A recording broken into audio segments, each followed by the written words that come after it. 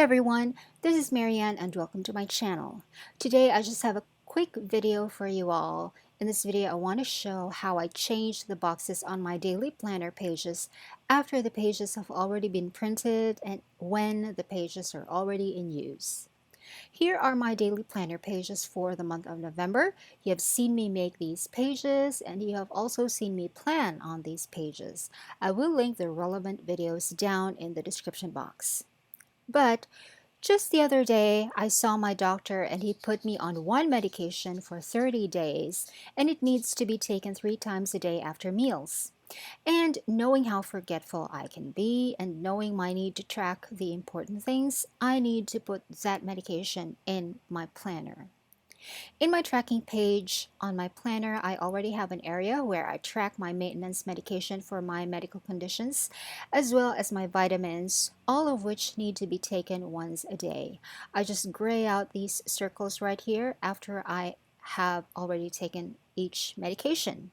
If I add that new medication in here, which is not for maintenance but for some kind of treatment, it will disturb the whole concept of this area, and it will also cause some misalignment with the other existing boxes because I hope you can notice that everything lines up with everything else. So I decided to change up only this box right here. This box is for me to write whatever I am feeling, mostly if I'm feeling heavy or if I have a headache, and what medication I took for that, if any. But I find that lately I did not have much symptoms anymore, which means that the maintenance medications are working, so here for me.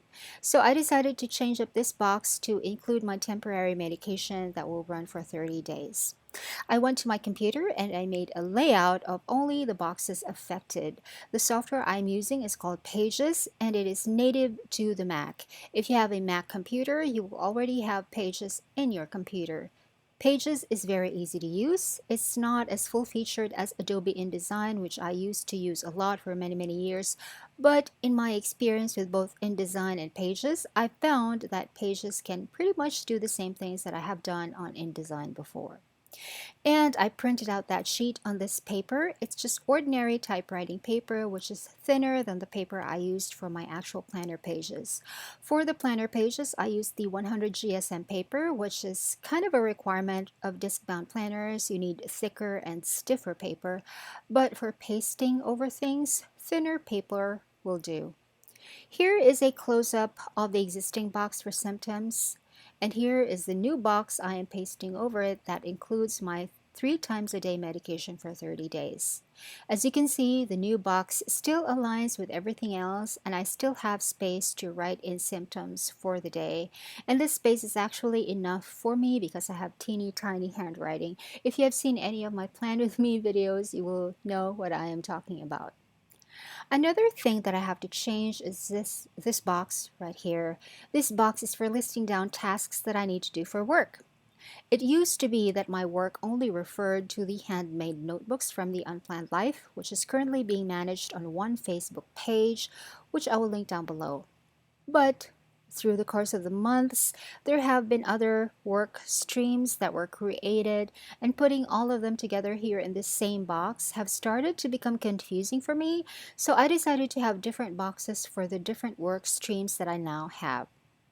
I went to Pages once more on my computer, and this is the file that has the layout of my entire right page.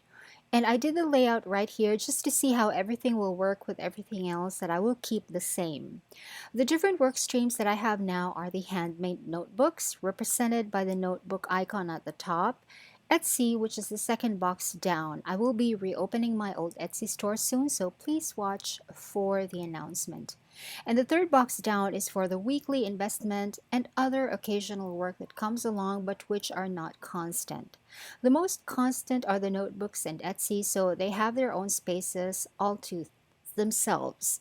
It will be easier for me to compartmentalize my tasks that way. When I have decided on the size of the boxes and the actual icons for each new box, I copied them and pasted them onto the file that contains only the things that I need to print for the moment. But because these boxes are quite big, only 2 sets of them will fit into this. And that's fine. Once I cut out the paper, I can keep the leftovers to use as extra note paper. I do that a lot, and sometimes I even give them away. And then after I cut the boxes down to size, I just put some glue down and put the new boxes over that area, and I am done. The boxes are now updated. And if it is not perfectly aligned, it's only because I didn't paste it on super duper straight. That's okay, it doesn't bother me. And that is how I changed the boxes on my daily planner pages without needing to reprint everything. I hope you enjoyed this video, and I certainly hope you find this video helpful. Thanks for watching. Bye.